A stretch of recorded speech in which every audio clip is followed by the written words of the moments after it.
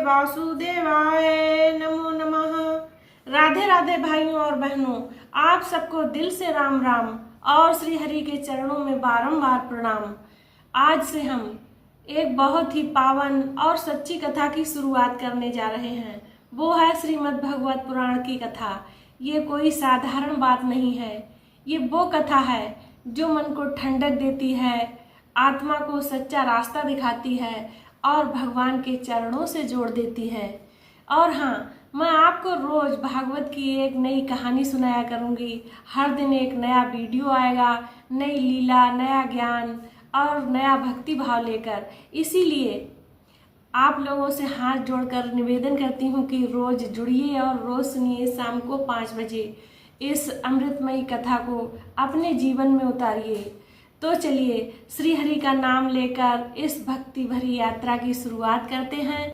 तो प्रेम से बोलिए श्री हरि भगवान की जय हो। राधे राधे। कथा शुरू करने से पहले अगर आप हमारे चैनल पर पहली बार आए हैं तो कृपया सब्सक्राइब बटन दबाएं और बेल आइकन जरूर दबा दें ताकि ये भक्ति से भरी कथाएं आपके पास रोज पहुँचें। चलिए अब कथा की ओर चलते हैं। दोस्तों, कल्पों पहले जब सृष्टि की रचना हो रही थी तब स्वयं भगवान विष्णु ने ब्रह्मा जी को वेदों का ज्ञान दिया। पर जैसे जैसे युग बदले मनुष्य का मन भटकने लगा। वो सत्य को भूल गया और माया के पीछे भागने लगा।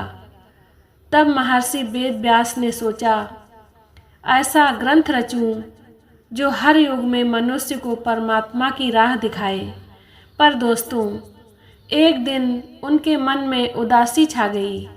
वो सोचने लगे, मैंने वेद लिखे, महाभारत लिखा, फिर भी मेरे हृदय में एक कमी सी क्यों है। तभी वहाँ आए देवर्षि नारद।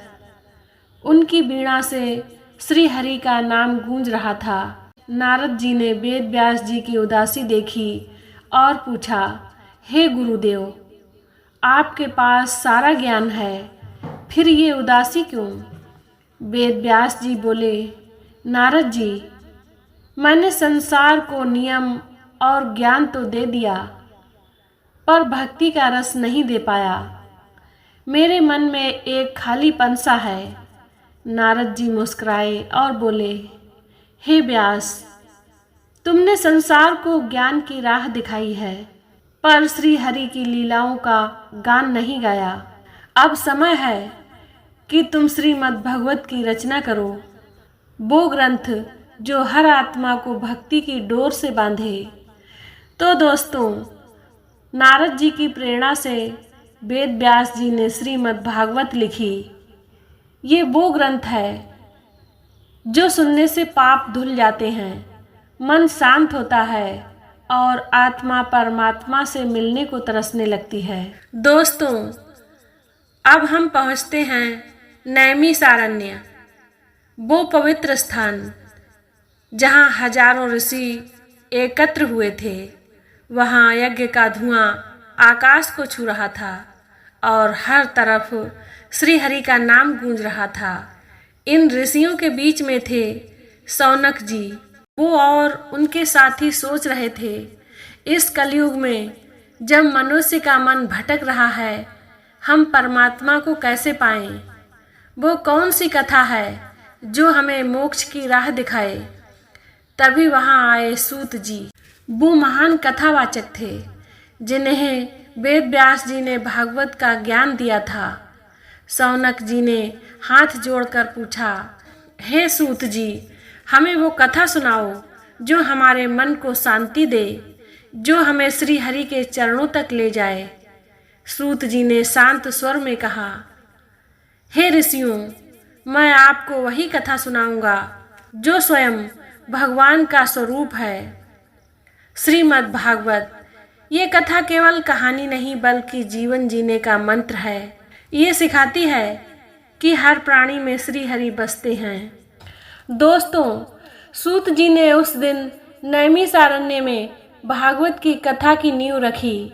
उन्होंने कहा, जो इस कथा को श्रद्धा से सुनता है उसके सारे दुख धुल जाते हैं और उसका मन श्री हरि की भक्ति में डूब जाता है। तो प्यारे दोस्तों, श्रीमद् भगवत की ये पहली कथा हमें सिखाती है कि सच्चा ज्ञान वही है जो भक्ति से शुरू हो और भक्ति में ही समाप्त हो। जैसे नारद जी ने व्यास जी को राह दिखाई, वैसे ही हमें अपने गुरु, अपने भगवान की शरण लेनी होगी। दोस्तों, क्या आपने कभी सोचा है कि हमारी जिंदगी का असली मकसद क्या है? भागवत कहती है, हर पल, हर कर्म, हर विचार को श्री हरि की ओर मोड़ दो, क्योंकि मृत्यु के समय वही विचार, वही कर्म हमें अगली यात्रा की राह दिखाते हैं। श्री हरि की कृपा से हमने आज इस पावन कथा की शुरुआत की। अगर ये कथा आपके दिल को छू गई हो तो इस वीडियो को लाइक करें, अपने दोस्तों और परिवार के साथ शेयर करें और हमारे चैनल को सब्सक्राइब करें ताकि इस सीरीज की हर कथा आपके पास पहुंचे। कमेंट में ज़रूर बताएं इस कथा से आपको क्या प्रेरणा मिली। क्या आपने कभी भक्ति की राह पर एक कदम बढ़ाया? आपके जवाब हमारे लिए अनमोल हैं। अंत में श्री हरि का एक बार फिर से स्मरण। हरि ओम, राधे राधे। अगली कथा में हम सुनेंगे राजा परीक्षित और शुकदेव जी की पावन मुलाकात की कहानी। तब तक श्री हरि की भक्ति में डूबे रहिए।